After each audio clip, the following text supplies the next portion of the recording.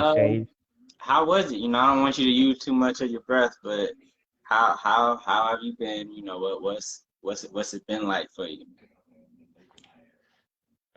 In the short term, the quickest way possible, felt like death, like straight up death. It was almost to the point like I was ready. You know the stories. I was like, man, death got to be better. It was that bad. Like it was like, yo, just throw the white, whatever. I was waving it, bro. I was waving it. It was just like, and I think that's what happened to most people because you get tired of fighting. Like you just fighting and fighting and not getting better, and you feeling worse, and you looking in your family's eyes and stuff, and it's just like, just take me, bro. Just take me. I literally was saying stuff in my head like, I had a good life, but this shit right here ain't. It was literally the people who I did talk to. I was like, yo, this shit is whooping my ass bad, like bad. And this was me being completely healthy. And So just to kind of paint a picture of how it got, he was waving that flag, and we basically had a family meeting. We got on the phone, and we were just pleading with him, don't give up, keep fighting, because he was at that point of just like you said, death got to be better, and and that's the thing, I want a lot of people to understand is it takes a toll on you mentally as well as physically, and it you know. ain't it's not the fucking flu that everybody keeps saying. The flu, Right. the flu. No, not one time did I have flu-like symptoms. Not one time. Like the boy was like halfway couldn't breathe. Like then the closest thing to flu-like symptoms I say is a fever. But like this is coming from somebody. I don't get the flu. I don't get fevers. I wasn't getting sick. I just literally read a story before we got on here. Got it around the same time I did. It was like 2 weeks ago. Everything was fine, and they died.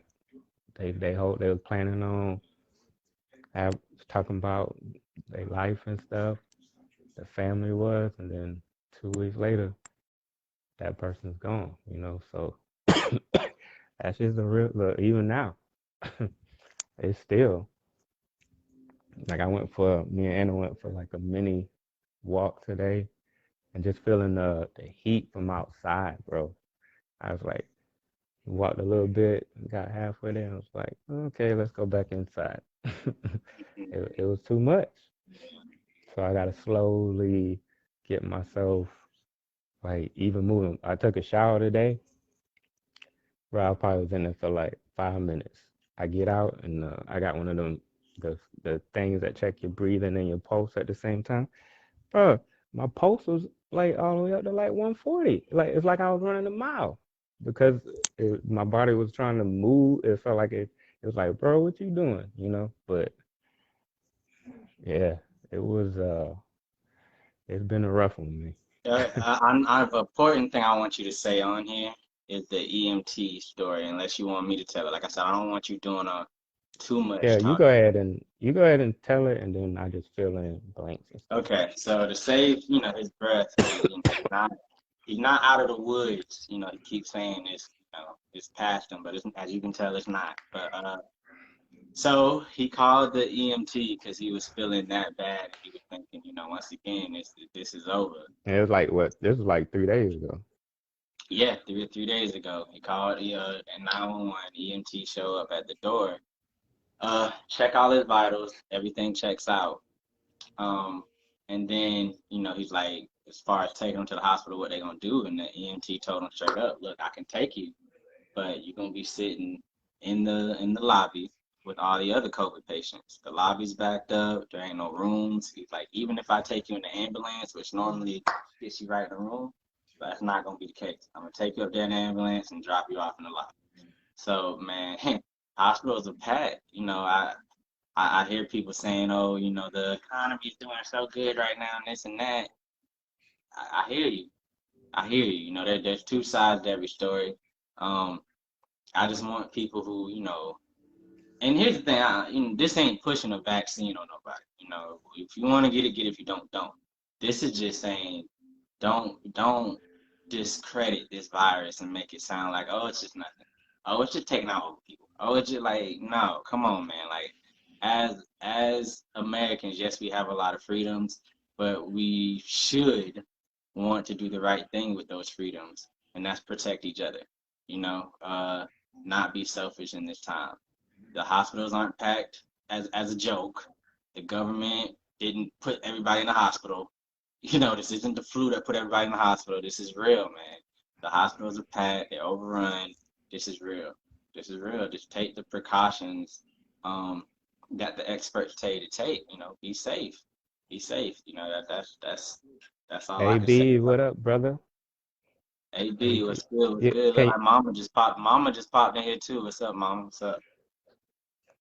But yeah. yeah, I mean, this is real. So I know normally our podcasts are funny and joke a lot, play a lot, Ratchet Kenny, but I just wanted to take a stance on something because when it, and I'll be honest, I'm gonna play devil's advocate. I don't know how serious I always took this until it hit so close to home.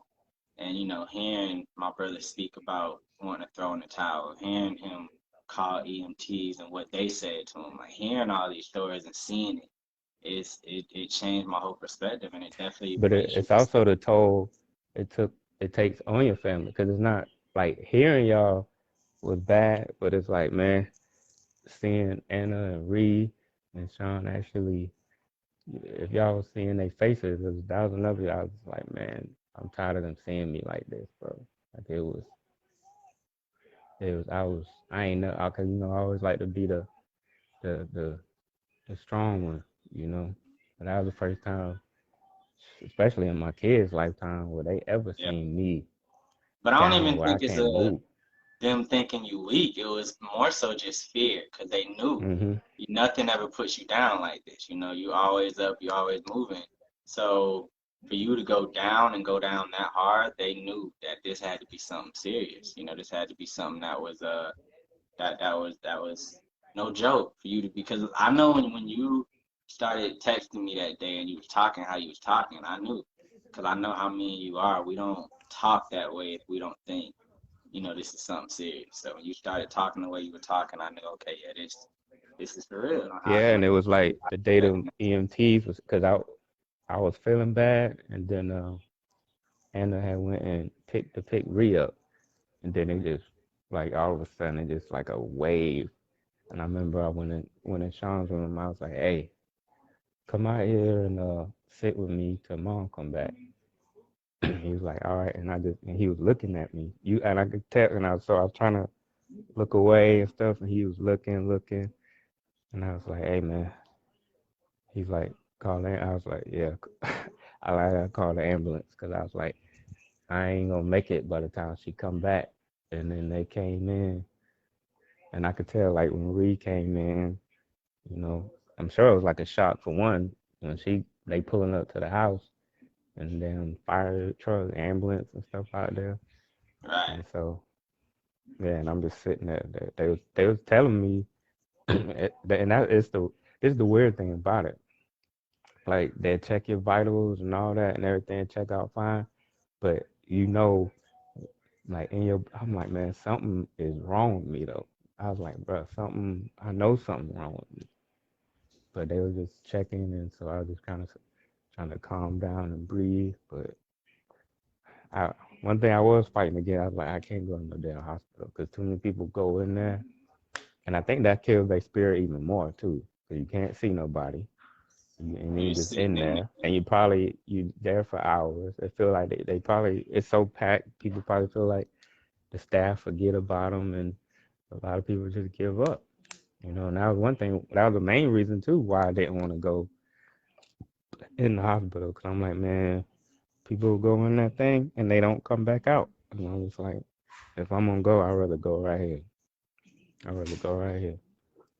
Yeah, and I think that's something that I learned from what you went through is how much this is a mental thing as well, It because is. like you said, your vitals may check out, but like mentally you going through it. You lost, how much weight did you lose? I was 40 pounds, bro. 40 pounds. And we gotta think 40 pounds. we little dudes. So 40 pounds for us, that Yeah, ain't nothing to play with. So it's like you bro. losing all this weight, Before your this, body literally because is I was already losing like a little bit anyway. Just I was just from diet stuff, and I was like 175, 180 ish. You go on the scale now, boy. I'm like 148. Like it was wow. crazy. Like that's what I was telling you. I was like, bro, I'm just withering away. Like I was seeing the messages and stuff, but then I wasn't seeing them. It wasn't like I didn't feel like I was really talking to nobody. It was kind of like, cause I'll tell you, I was getting messages through from people here, cause they ain't nobody knew what was going on. They just texting me regular. Like even Mhm. mom, like she was texting me, I'm starting a new job, I'm nervous. And I remember sending a message back, like, you got this, mom. And then I literally did that, boom. I don't know what nobody was texting back. Like I was responding on autopilot. Like people would text, oh, hey, I'm doing this, doing that. I'm like, oh, good job, boom. And I'd be like this, acting like texting like nothing's wrong. And I'm in there in the fight of my life, bro. It was crazy. And so, yeah, it was, it's a different. I'm just happy to be able to smile, man. Me too. Cause it Me too. was, Yeah, it was nerve-wracking for a little bit there. And you got to think, like, bro, you what, 35 turning 36, no, six. 36 turning 37, right? That was the EMT said. He like, are you getting ready to have a birthday, huh? I was like, I'm trying to. And he was like, I feel you. It was three of them, and it was three dudes. They were straight up. To their credit, they were straight up with me the whole time. He was like, man, he's like, we can't tell you fine because we're not allowed to say that. He's like, but we seen stuff where people be good, and then all of a sudden they ain't good. He's like, but I tell you what, he's like, if you call us again, we taking you. He's like, he's like, I don't care what you say. He's like, if you call us again, we taking you. He's like, that's the deal I'm gonna make with you. He was like, so they sat with me for a little bit, and then I answered their questions and stuff. But that was the thing they said when they was leaving. He's like, if we get this call again, we're just taking you straight to the hospital. So, but so then once they came in, they looked at everything. I was like, man, I guess I'm just gonna have good days and bad days. Like like And then I even think the today. other thing, about whether you have the Delta or, whichever variant, is this is 30 days. Just saying the first round was 14, is what a lot of them are saying. This one is 30. Yeah, and I think, and that's what's happening. They're treating it like it's still. They're like, okay, well, 2 weeks. So in my mind, I'm thinking, okay, and then when it kept dragging on, I'm thinking like, okay, well, what's wrong with me then? Why do I feel like I'm getting worse? And this is, if they can see in our house, we got every vitamin. We this before I got sick. We taking every vitamin. We taking Yep, every black seed oil, we did everything under the sun. It was before yep. that, and I still got Were sick, you and it doing that still took while me out. you were sick? Because I heard that does help a little bit to help boost your immune system to continue taking your vitamins and Yeah, things. bro, I was doubling up, tripling up.